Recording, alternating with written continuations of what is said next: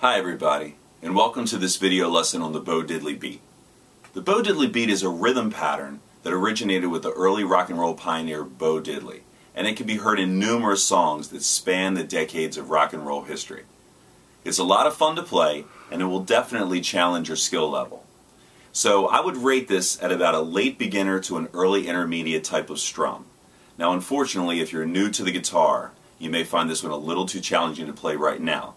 But keep working at it and pretty soon you'll be up to speed. Without further ado, the Bo Diddley Beat.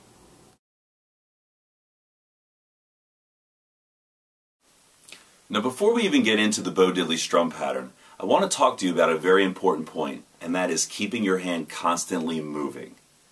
In a strum that's as high energy and as complex as this one, if you stop your hand at any time, you're asking for trouble. It's going to be very hard to get back into it.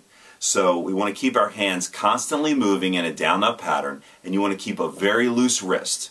Remember, strumming with a loose wrist is like flicking water off of your hands. So as you can see, it's as if my hands were wet and I'm flicking water off my hands. Alright, so you've got that down-up pattern going. Go ahead and mute the strings with your left hand and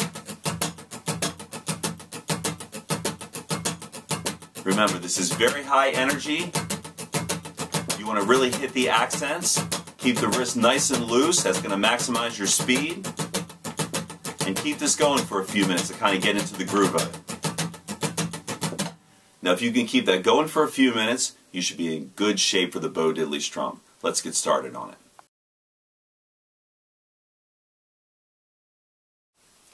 The Bo Diddley Beat is a two-measure pattern, where the first measure has 3 accents and the second measure has 2 accents.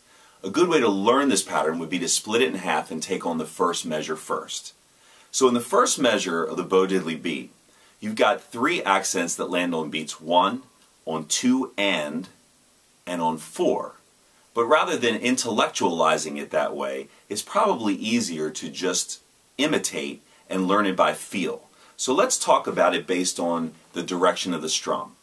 It really goes like this: down, down, up, up, down.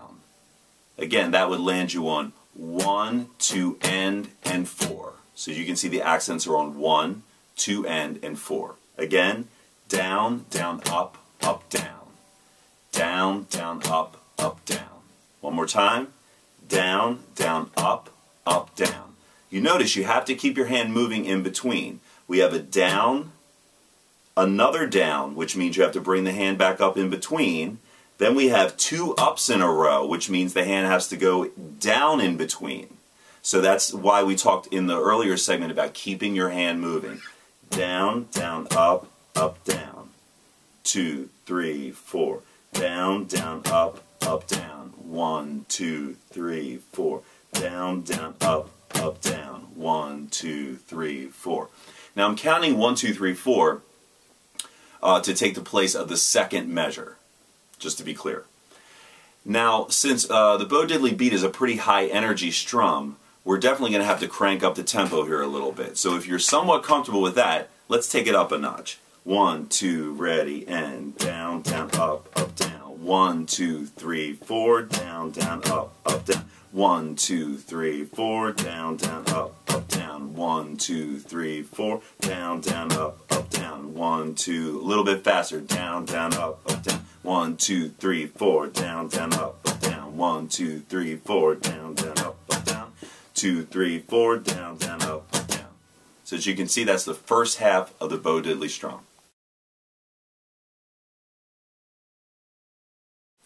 The second half of the Bo Diddley Beat is actually pretty easy. It consists of a rest on beat 1, a down strum on beat 2 and 3, and a rest on beat 4. That's the simplest way to do it. So it would be 1, 2, 3, 4. Again, 1, 2, 3, 4. It's probably easier though to see this in context with the first half. So let's review the first half again. We've got down, down, up, up, down, and then we're going to do rest 2, 3, 4. Down, down, up, down, rest 2, 3, 4. As you can see, my hand is constantly bouncing in place to keep the groove going. I probably should say though that a common variation on this is not just to play 2, 3, but to play N2, 3. So there's a little hiccup of an upstroke before the 2. So it would sound like this. Down, down, up, down, rest, and 2, 3, 4. Down, down, up, down, rest, and 2, 3, 4. Down, down, up, down, rest, and 2, 3, 4. Truth be told, as I'm playing through this, you'll probably see me do numerous variations just kind of on instinct. But the basic premise is down, down, up, down, rest, 2, 3, 4. Alright? You can put any chord that you like to this. We'll take just a simple G chord and we'll play it this way.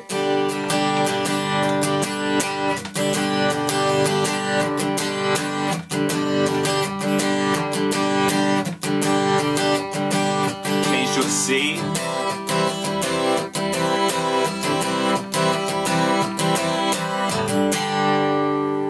Now in our next segment we're going to talk about ways of making those come alive by using strategic left-hand muting.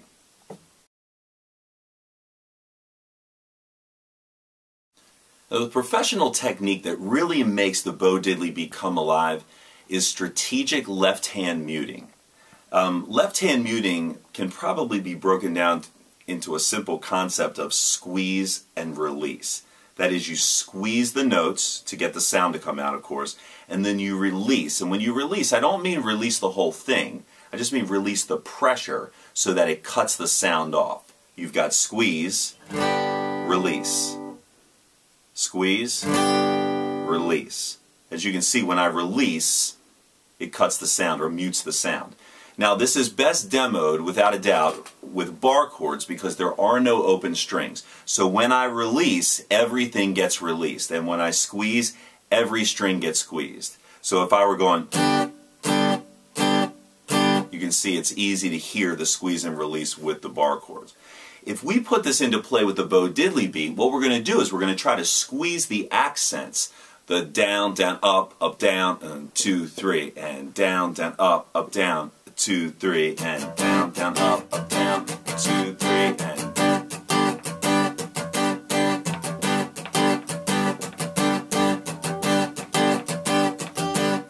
so all I've really done there is I'm squeezing and releasing, and I'm targeting the accents with the squeezes, and then in between I'm releasing the pressure.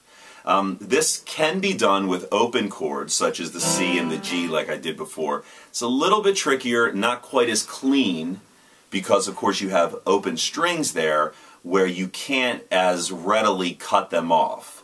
When you get to be a little bit more advanced as a player, you can learn to rock your hand back and forth and kind of cut things off a little bit better. But it's kind of unscientific, and truth be told, it's probably one of the most difficult things to teach anybody is how to mute the strings with the left hand. It's sort of like at a certain level you just mute them by any means necessary. But as an example with a G and a C chord, as you can see I'm rocking my hand back and forth to cut off the open strings. Now if I were doing an E minor,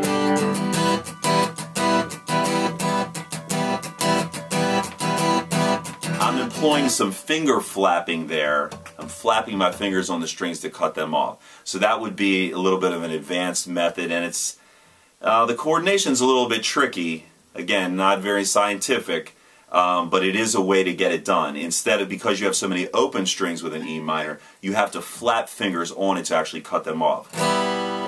Like that.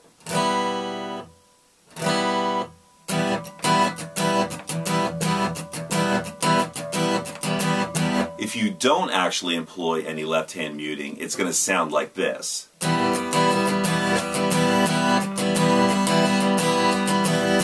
Which can still sound good, but as you can hear is not quite as clean. It doesn't really pop the way we intend with the strategic left-hand muting.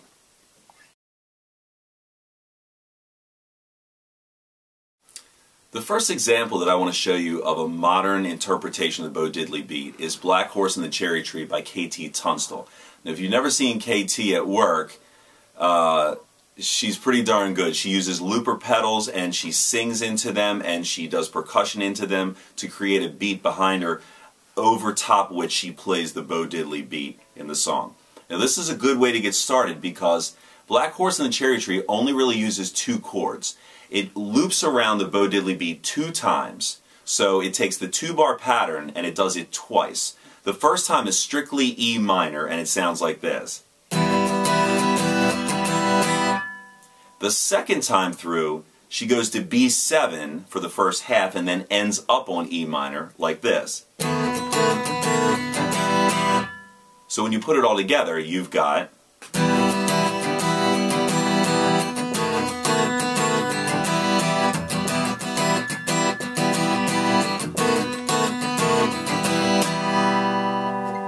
great song and a great, fairly easy interpretation of the Bo Diddley Beat.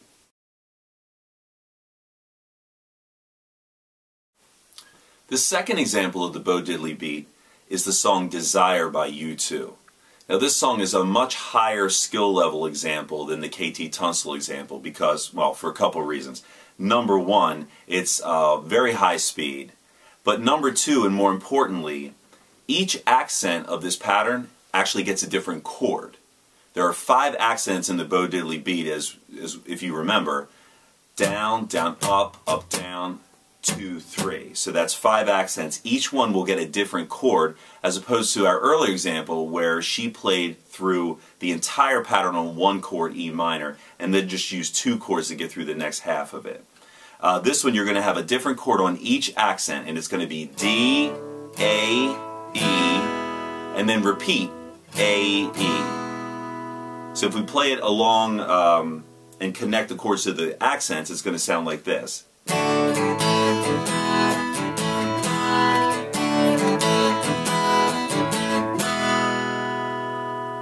Now, this song is actually played at a much higher speed than that, which of course ups the challenge factor, and it's going to be something like this.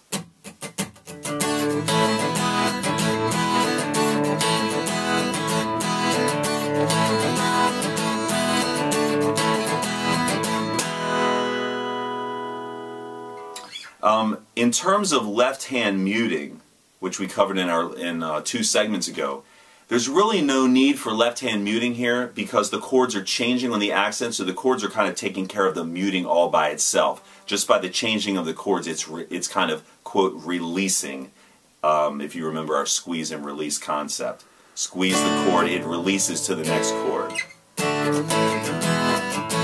So you get a little bit of that squeeze and release kind of automatically. And the final thing I want to say about this is that in order to play along with this recording, if you choose to do so, you would have to be tuned down a half step to E flat. So that means every string would be flatted by half step. E flat, A flat, D flat, G flat, B flat, E flat.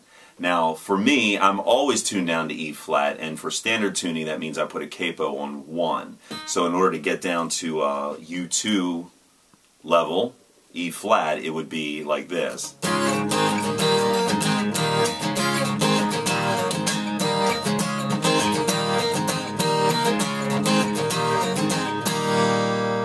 There you have it, Desire by U2.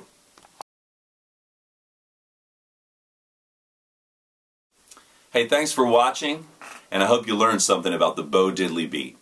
Please make sure to search us out at Jim Bowley Guitar Instruction on Facebook and like us, and as well, check out the website at jimbowley.com where we'll have a free lesson every single week. We'll see you around.